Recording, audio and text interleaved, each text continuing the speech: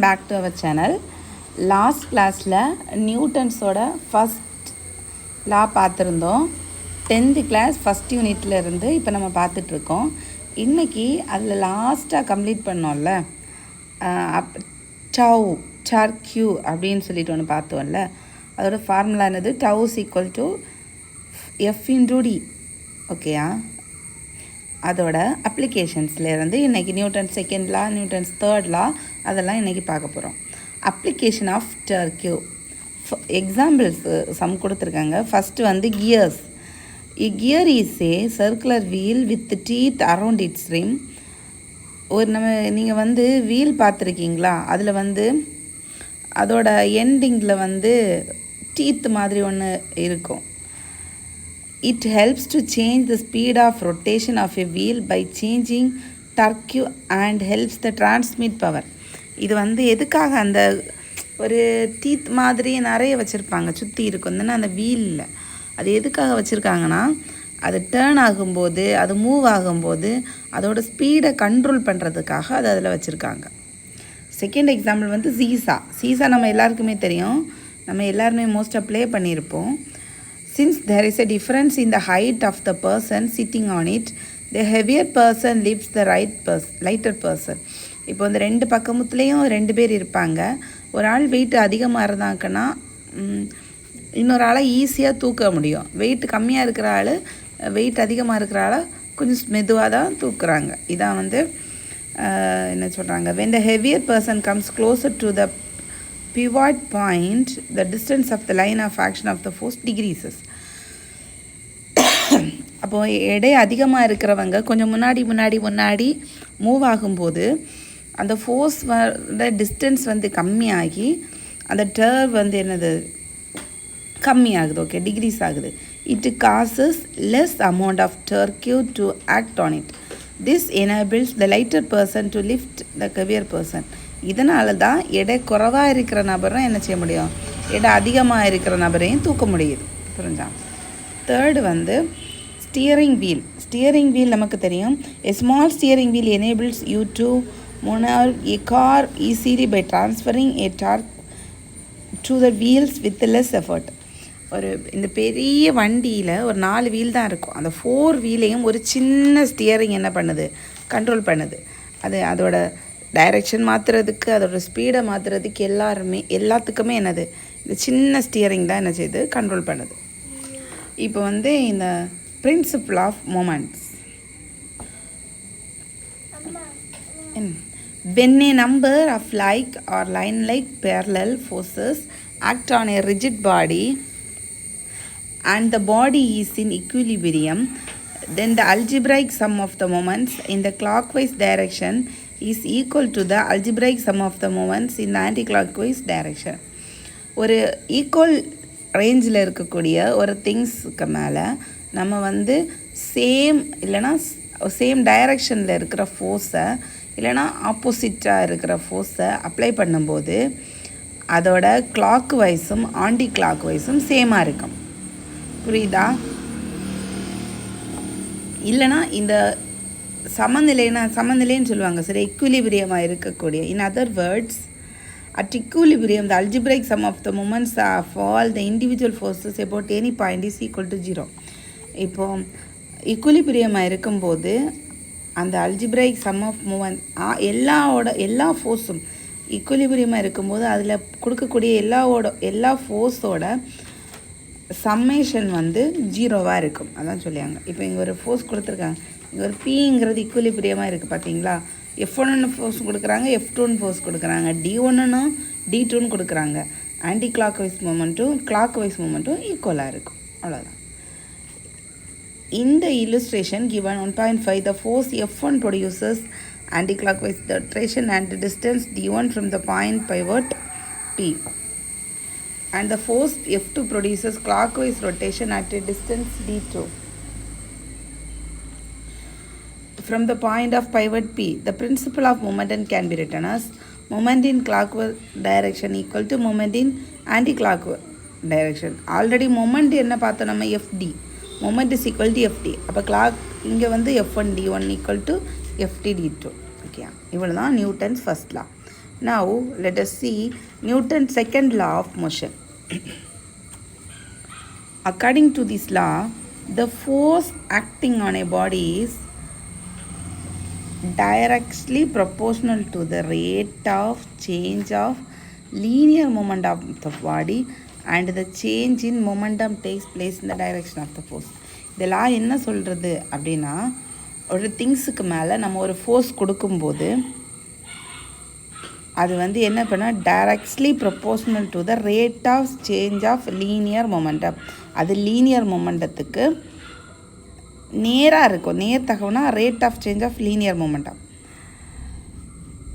இதை தான் நம்ம அது எவ்வளோ நம்ம ரேட் ஆஃப் சேஞ்ச் ஆஃப் கொடுக்குறோமோ அதே டைரெக்ஷனில் தான் அந்த ஃபோர்ஸும் இருக்கும்.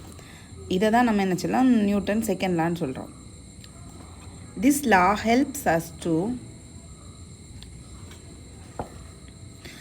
measure the amount of force, so it is also called law of force. Law of force important. இந்த லா வந்து நமக்கு ஃபோர்ஸோட அமௌண்ட்டை மெஷர் பண்ண யூஸ் ஆகுது. ஸோ இதை வந்து என்ன சொல்லணும்னா law of force. Let M be the mass of a moving body moving along a straight line with an initial speed u. After a time interval of t, the velocity of the body changes to v due to the impact of an unbalanced external force f. ஒரு ஒரு ஒரு ஆப்ஜெக்டோட mass வந்து எம்மாக இருக்குது, ஓகேயா. அது வந்து u அப்படிங்கிற பாயிண்ட்லேருந்து ஸ்டார்ட் ஆகுது, ஓகேயா. அது வந்து நேராக இப்போ டைரெக்ஷன் ஸ்ட்ரைட்டாக இருக்குன்னு வச்சுக்கோங்க. டைம் வந்து டைம் பீரியட் டி டைம் பீரியடில் அது எஃப் என்ற இன்னொரு ஃபோர்ஸ் கொடுக்குறாங்க. எஃப்ங்கிற ஒரு ஃபோர்ஸ் கொடுக்கும்போது அதனோட ஸ்பீடு வந்து வின்னு மாறும். புரிஞ்சுதா? ஒரு பொருள் அதோட மாஸ் வந்து எம், அது வந்து யூங்கிற பாயிண்ட்லேருந்து ஸ்ட்ரெயிட் வேல இருக்குது. அதில் டி அப்படிங்கிற டைம் பீரியடில் நம்ம ஒரு ஃபோர்ஸ் கொடுக்கும்போது அதோட ஸ்பீடு வந்து வி அப்படிங்கிறது சேஞ்ச் ஆகுது, ஓகேயா.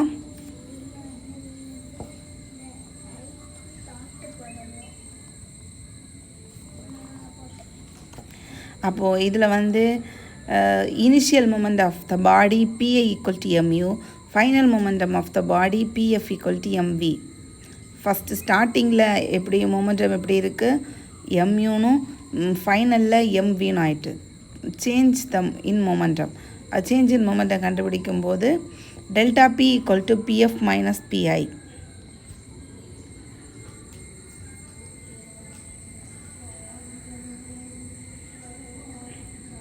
pf minus pi delta p equal to mv minus muன்னு கிடைக்கும், சரியா. செகண்ட் லா, நியூட்டனோட செகண்ட் லா ஆஃப் மோஷனில் இருந்து F directly proportional to the rate of change of momentum. இது எங்கே இருக்குது? நியூட்டன்ஸோட second law. Then F directly proportional to the change in momentum by time. Change in momentum என்னது? M of mv minus mu divided by T. அப்போ F equal to கேன்னு நம்ம ஒரு ரெண்டு, இந்த ரெண்டுலேருந்து எந்த காமனாக வெளியில் எடுக்கலாம்? எம் காமனாக, இங்கே ஒரு எம் இங்கே ஒரு எம் காமனாக வெளியில் எடுக்கிறோம். v minus U by T directly proportional டுக்கு ஒரு கான்ஸ்டன்ட் கே போட்டிருக்கோம். Here K is the proportional constant. K equal to 1 all system of units. Hence F equal to m of v minus u by t, okay.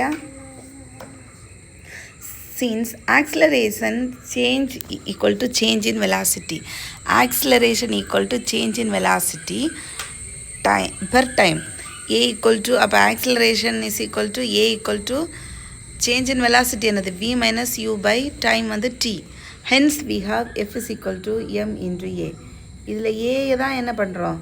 இந்த எஃப்ங்கிற ஃபார்முலாவில் தான், இந்த ஃபார்முலாவில் M into V minus U by T இருக்கா, இது V into U minus டியை தான் acceleration ஏன்னு எடுக்கிறோம்.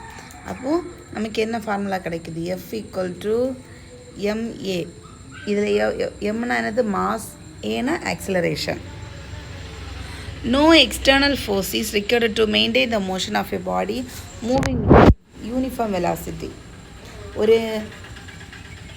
ஒரு மோஷன் ஒரு யூனிஃபார்ம் வெலாசிட்டியில் மூவ் ஆகக்கூடிய ஒரு பாடிக்கு எக்ஸ்ட்ரா ஃபோர்ஸ் தேவைப்படாது. when the net force acting on a body is not equal to 0, then definitely the velocity of the body will change. ஒரு பொருளோட கொடுக்குறோம்ல, நம்ம எக்ஸ்ட்ரா கொடுக்குற விசை வந்து ஜீரோவாக இல்லைன்னா அது வந்து அதோட வெலாசிட்டி ஆஃப் த பாடி கண்டிப்பாக சேஞ்ச் இருக்கும். நம்ம எக்ஸ்ட்ரா கொடுக்குற அந்த ஃபோர்ஸோட பாடி வந்து not equal to 0, acting moment வந்து நாட் ஈக்குவல் டு 0வாக இருந்துச்சுன்னா definitely the velocity of the body will change. This change in momentum takes place in the direction of the force.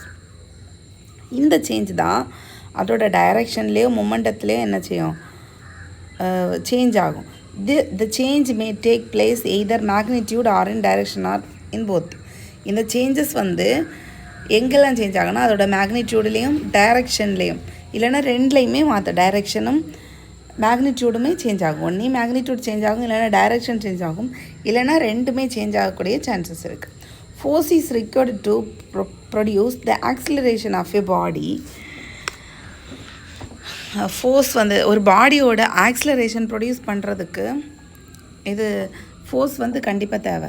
In a uniform circular motion, even though in the speed remains constant, the direction of the velocity changes at every point on the circular path. So the acceleration is produced along the radius called centripetal acceleration. Centripetal acceleration. Wait பண்ணுங்க. Okay,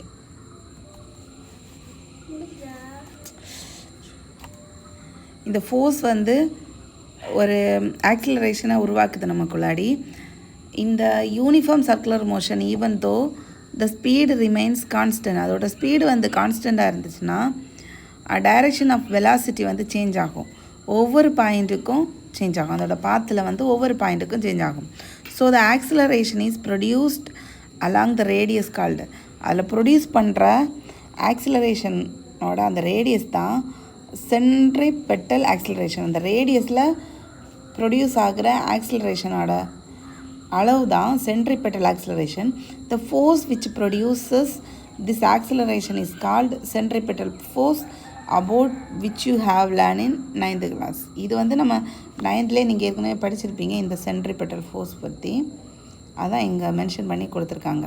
இது நீங்கள் 9thலேயே படிச்சிட்டிங்க அந்த மாதிரி. Centripetal force. Okay, unit of force இது important. SI unit of force is newton. CGS system is unit is dyne. Dyne ஏற்கனவே நம்ம படிச்சிருக்கோம்னு நினைக்கிறேன். இந்த டைன்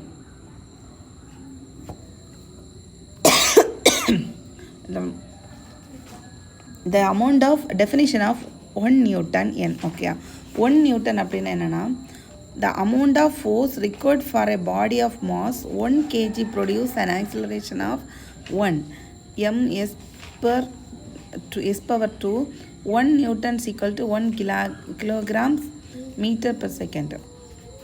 Okay, ஒரு பாடிக்கு 1 கிலோகிராம் மாஸ் கொடுக்கும்போது எவ்வளோ ஆக்சிலரேஷன் ப்ரொடியூஸ் ஆகுதோ அதுதான் எனது definition of 1 Newton. 1 Newton equal to 1 kilogram metre per second. எனது ஒரு பாடிக்கு 1 கிலோகிராம் மாஸ் கொடுக்கும்போது அது எவ்வளோ ஆக்சிலரேஷன் ப்ரொடியூஸ் ஆகுதோ அந்த அளவு. Definition of 1 dyne. The amount of force required a body mass 1 gram produces an acceleration.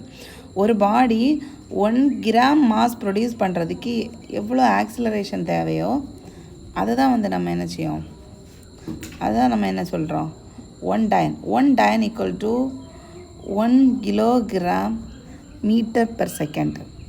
Also 1 Newton equal to 10 power 5 dyne. ஒரு நியூட்டன் கிடைக்கணும்னா 10 டயன் கண்டுபிடிச்சிட்டு அதை 10 power 5 மல்டிப்ளை பண்ணும்போது 10 power 5 டைம்ஸ் டயன் தான் 1 நியூட்டன்.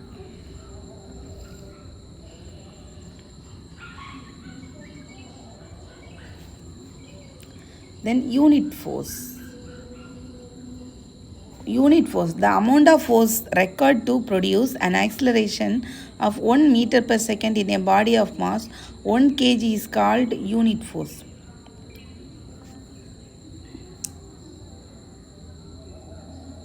யூனிட் ஃபோர்ஸ் இதுவும் கொஞ்சம் இம்பார்ட்டன்ட் தான். வேறு கலர் சூஸ் பண்ணிப்போம் இனிமேல். யூனிட் ஃபோர்ஸ், ஐயோ அதுதான் இல்லையா, unit force. Acceleration of body. Unit ஃபோர்ஸ்னால் வேறு எதுவும் கிடையாது. அந்த பாடி வந்து 1 கிலோகிராம் அளவுள்ள பொருளை வந்து 1 மீட்டர் ஒரு வினாடிக்கு ஒரு செகண்டுக்கு அதில் ஆக்சிலரேட்டர் பண்ணக்கூடிய ஃபோர்ஸோட அளவு தான் 1 கிலோ. நல்லா ஞாபகம் வச்சுக்கோங்க. அது amount of force required to produce and acceleration of 1 metre per second square. பாடியில் வந்து எவ்வளோ ஃபோர்ஸ் 1 கிலோகிராம் மாஸ் இருக்கிற பொருளை 1 மீட்டர் பெர் செகண்டு அளவுக்கு ஆக்சிலரேட் பண்ணக்கூடிய தேவைப்படிய ஒரு ஃபோர்ஸோட அளவு தான் வந்து என்னது, unit force. 1K. Gravitational unit force.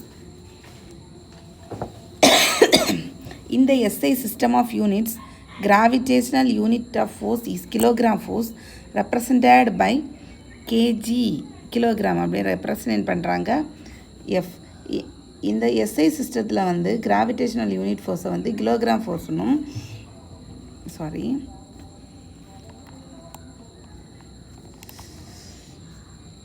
CGS சிஸ்டமில் வந்து இதோட யூனிட் வந்து கிராம் ஃபோர்ஸ்னு பண்ணுறாங்க. அதுக்கப்புறம் gravitational force 1 kgf equal to 1 kg into 9.8 into meter per second square, அதாவது 9.8 newton. 1 gf equal to 1 gram force, 1 kilogram ஃபோர்ஸ்னால் 9.8 நியூட்டன். 1 கிராம் ஃபோர்ஸ்னால் 980 டைன். ஓகேயா, இதெல்லாம் கொஞ்சம் படித்து வச்சுக்கோங்க. நெக்ஸ்ட் வந்து இம்பல்ஸ். இம்பல்ஸ்னால் a large force acting for a very short interval of time is called as impulsive force. ஒரு லார்ஜ் ஃபோர்ஸ் வந்து ஒரு ஷார்ட் இன்டர்வல் ஆஃப் டைமில் ஆக்ட் ஆகிறது தான் என்னது, இம்பல்சிவ் ஃபோர்ஸ். டக்குன்னு கணத்தாக்குன்னு சொல்லுவாங்க. ஒரு குறிப்பிட்ட ஒரு சின்ன ஒரு டைம் பீரியடில் ஒரு பெரிய அளவு ஃபோர்ஸ் வந்து அங்கே வந்து ஆக்ட் ஆகிட்டுன்னா அதுதான் இம்பல்சிவ் ஃபோர்ஸ்னு சொல்லுவாங்க. When a force F acts on a body for a period of time t, then the product of force and time is known as impulse, represented by J. இம்பல்ஸை வந்து எப்படி represented பண்ணுறாங்கன்னா ஜேன்னு சொல்கிறாங்க. Force into D mark பண்ணுவோம். impulse equal to J equal to F into T. By Newton's second law, F equal to delta P by T. delta P இந்த பக்கம் வச்சுட்டு T இங்கே cross multiply பண்ணால் delta P equal to F into T. அப்போ already நமக்கு தெரியும் F into Pனா என்னது, F into Tனா என்னது, J. அப்போது J equal to delta P.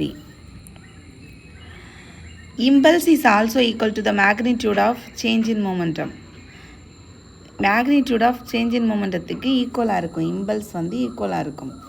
ஓகேயா, இதோட யூனிட் வந்து kilogram metre per second or newton per second. Newton S, NS, kilogram per meter per second. Change in momentum can be achieve 2 ways. Change in மொமெண்டத்தை நம்ம வந்து 2 waysல achieve பண்ணிக்கலாம். A large force acting for a short period of time and a smaller force acting for a longer period of time. ஒரு large force வந்து ஒரு short பீரியடில் act ஆகிறது, ஒரு ஸ்மாலர் ஃபோர்ஸ் வந்து லார்ஜ் பீரியடில் ஆக்ட் ஆகிறது. எக்ஸாம்பிள்ஸ் வந்து automobiles are fitted with springs and shock absorbers to reduce jerks while moving on uneven roads. ஒரு 2 வீலர் வந்து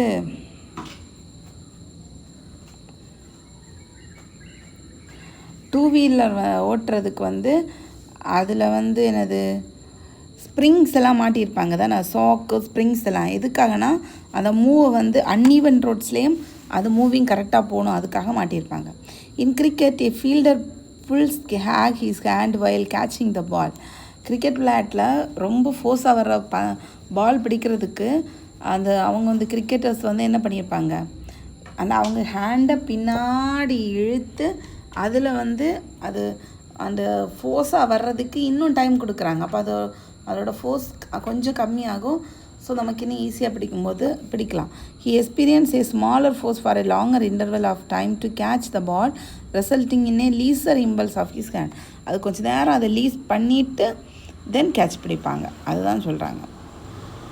தென் நியூட்டன்ஸ், இவ்வளோ தான் Newton second law. Then Newton's third law of motion. இது எல்லாருமே நிறைய இடத்துல கேள்விப்பட்டிருப்பீங்க.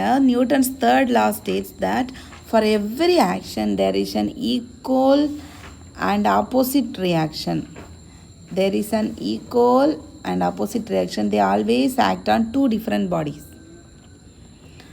ஒரு எந்த ஒரு ஃபோர்ஸ் நம்ம கொடுக்கும்போதும் அதுக்கு ஈக்குவலான ஒரு ஆப்போசிட் ஃபோர்ஸ் உண்டு. இப்போ ஃபோர்ஸும் அந்த ஆப்போசிட்டில் வரக்கூடிய அந்த ரியாக்ஷனும் டூ டிஃப்ரெண்ட் பாடிஸில் ஆக்ட் ஆகும். ஓகேயா? If a body applies a force FA on a body B, then the body B reacts with the forces FB on the body A, which is equal to the FA is magnitude but opposite direction FB equal to minus FA. இதுதான். Okay, இப்போ ஒரு A அப்படிங்கிற ஒரு பாடி வந்து B அப்படிங்கிற பாடியில் அதோட ஃபோர்ஸை கொடுக்குது. FA அப்படிங்கிற ஃபோர்ஸை கொடுக்குதுன்னா B என்ன பண்ணும்? FBக்கு ஆப்போசிட்டான ஒரு ஃபோர்ஸை A மேலே கொடுக்கும். அப்போ அங்கே என்ன ஆகும்? ஆப்போசிட் வந்துடும். அப்போ நெகட்டிவ் வந்துடும் FB. ஆனால் ரெண்டத்தோட மதிப்பு வேல்யூ எப்படி இருக்கும்? மேக்னிடியூட் எப்படி இருக்கும்? ஈக்குவலாக இருக்கும். ஆனால் ஆப்போசிட் டைரக்ஷன். இங்கே பாசிட்டிவ்னா அங்கே நெகட்டிவ். அதான் FA equal to minus FB. Examples பாருங்கள். when birds fly they push the air downwards with their wings and their air pushes the bird upwards. இப்போ நம்ம பேர்ட்ஸ் வந்து ஃப்ளை பண்ணும்போது அதோட விங்ஸை வந்து கீழே புஷ் பண்ணுது. தென் ஏர் என்ன ஆகுது? ஏரை புஷ் பண்ணுது. விங்ஸ் வந்து ஏரை புஷ் பண்ணுது. ஏர் என்ன பண்ணுது? அது புஷ் பண்ணால் ஏர் புல் பண்ணுது. அப்படி தான் அது பறவை. எனக்கு ஒரு புஷ்ஷும் ஒரு புல் நடக்கும்போது பறவை மேலோட்டி பறந்துகிட்டே இருக்கு. when a person swims he pushes the water using the hands backwards and the water pushes the swimmer in the forward direction. யார் ஸ்விம் பண்ணுறவங்க தண்ணியை வந்து இப்படி கையால் வந்து பேக்வேர்டு பண்ணும்போது தண்ணி என்ன பண்ணுது? வாட்டர் வந்து ஸ்விம்மரை புஷ் பண்ணிவிட்டு ஃபார்வர்ட் டைரெக்ஷனை கூட்டிகிட்டு போகுது. When you fire a bullet, the gun recoils backward and the bullet is moving forward and the gun equalizes this forward action by moving backward. நம்ம புரிஞ்சிருக்கும்னு நினைக்கிறேன். கன்னில் வந்து ஃபயர் பண்ணும்போது புல்லட் என்ன பண்ணுது? கன் ரெக்காயில்ஸை பேக்வேர்ட் பண்ணிவிட்டு கன் வந்து ஃபார்வேர்டில் போகுது. புல்லட் வந்து ஃபார்வேர்டில் போகுது. புல்லட் வந்து கன்று வந்து வெடித்த பிறகு அதில் கிடைக்கிற அந்த குண்டு வந்து வெடித்த உடனே அந்த கன் என்ன ஆகுது? பேக்வேர்ட் ஆகுது. அதுதான் சொல்லியிருக்காங்க. சரியா? Principle of conservation of linear momentum.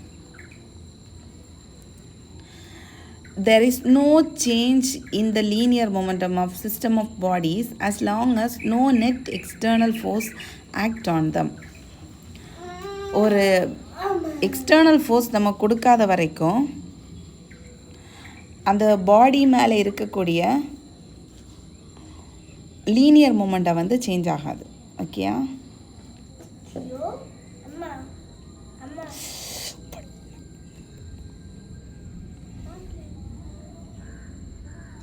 Let us prove the law of conservation of linear momentum with the following illustration.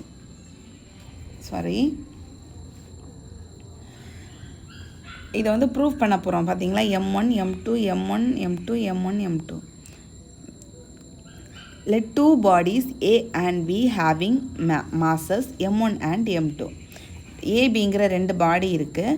அதோட மாஸ் வந்து என்னென்னா m1 m2. இவங்க எப்படி இருக்குது? Move with initial velocity u1 and u2 in A straight line. அது வந்து straight லைனில் move ஆகுது. அதோட இனிஷியல் வெலாசிட்டி தான் u1 u2. ஓகேயா? let the velocity of the first body be higher than the second body. First பாடியோட வெலாசிட்டியை விடைக்கும் second பாடியோட velocity ஹையராக இருக்கும். புரிஞ்சா? அப்போது let the velocity first body higher than the second body. அப்போ என்ன செய்யலாம்? நம்ம u1 greater than u2 நம்ம எழுதிக்கலாம். During an interval of time t second, they tend to have a collision. After the impact, both of them move along the same straight line with the velocity v1 and v2 respectively. First one என்ன ஆகுது? A வந்து Bயை விடைக்கும் A ரெண்டுமே straight லைனில் போயிட்டுருக்கு. கொஞ்சம் நேரம் தாண்டி A வந்து என்ன பண்ணுறது? Bயை விடைக்கும் ஒரு அதிகமான வேகத்தில் போகுதுன்னா T அப்படிங்கிறதுல A வந்து என்ன செய்யுது? Bயை மோதுது. புரியுதா உங்களுக்கு? அண்டர்ஸ்டாண்ட் பண்ணிக்க. ஏயும் பியும் ஃபஸ்ட்டு மெதுவாக போகுது. அதுக்கப்புறம் ஒரு ஃபோர்ஸ் கொடுக்கும்போது ஏயும் பியும் பி வந்து என்ன பண்ணுது? ஏயில் மோதுது. மோதிட்டு அப்போ வெலாசிட்டி என்ன ஆகும்? சேம் ஸ்ட்ரைட் லைனில் இருக்குது. v1 v2. Force on body b due to a fa equal to m2 into v2 minus u2/2. f equal to ma பார்த்தோம்ல, அதான் force on a body a due to b if b equal to m1 into v1 minus u1/t. by Newton's third law of motion. இது எங்கே இருந்துன்னா நம்ம ஏற்கனவே f equal to ஃபோர்ஸ்னாலே f equal to ma, f equal to ma. ஏன்னா என்னது? Acceleration. Acceleration எப்படி fine பண்ணணும்? அந்த ரெண்டு பாடியோட அந்த வெலாசிட்டி அதை எடுத்து v2 body minus v2 minus u2 by time period t. by Newton's third law of motion, action force equal to reaction force. அப்போ fb equal to minus fa. அப்போ m1 into v1 minus u1/t equal to m2 into v2 minus u2/t. Okay, அது ஒரு ஈக்குவேஷனாக நம்ம வச்சுருக்கோம். அப்போ m1 plus v1 plus m2 plus ரெண்டு பக்கம் t இருக்குல்ல, டீயை கேன்சல் பண்ணிட்டோன்னா m1 v1 plus m2 v2 plus இது எப்படி வந்ததுன்னு தெரியுமா? m1 v1 சாரி சின்னதாக எழுதி காமிக்கிறேன்.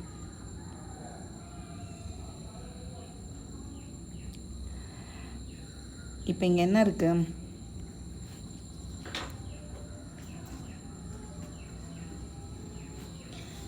எஃப் இப்படி இருக்கா?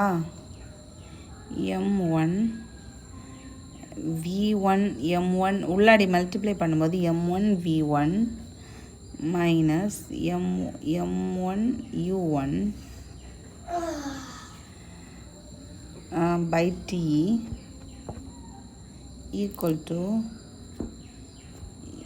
minus m2 v2 plus m2 u2 by t. t cancel ஆயிருமா? அப்போ நமக்கு என்ன கிடைக்கும்? m1 v1 இங்கே இருக்குமா? m1 v1 இந்த மைனஸ் m2 v2 இங்கே கொண்டு வரும்போது m2 v2 equal to m2 v2 இந்த மைனஸ் அங்கே கொண்டு போகும்போது m1 u1. இதை தான் இப்படி அரேஞ்ச் பண்ணி எழுதியிருக்காங்க. கொஞ்சம் okay?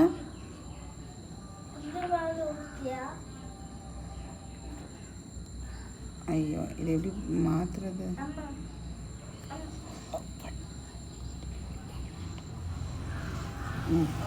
Then the above equation confirms in the absence of an external force, the algebraic sum of momentum after the collision is numerically equal to the sum of momentum before the collision. அப்படின்னா என்னது? இந்த equation என்ன சொல்லுதுன்னா, வெளியிலேருந்து ஒரு force நம்ம கொடுக்காத போது அதோட மொமெண்டத்துக்கு இருக்கிற ஒரு ஃபோர்ஸ் வந்து அதுக்கு அடுத்து ஒரு வெளியிலேருந்து ஒரு விசை கொடுக்குற போது இருக்கிற மொமெண்டத்துக்கு ஈக்குவலாக இருக்கும் அப்படின்னு வருது. Hence the law of conservation linear momentum is proved. இதுலேருந்து நமக்கு ப்ரூவ் ஆகுது. ஓகே, இதுவும் கொஞ்சம் இம்பார்ட்டண்டான பாயிண்ட்ஸ்ண்ணா. பிளாக்கில் கொடுத்துருக்காங்க, ஹைலைட் பண்ணது எல்லாமே இம்பார்ட்டன்ட்.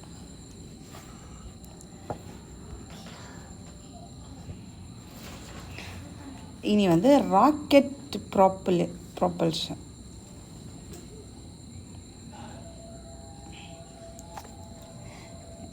ஓகே, உங்களுக்கு இது புரிஞ்சிருக்கணும், ரொம்ப புரிஞ்சிருக்கும்னு நினைக்கிறேன்.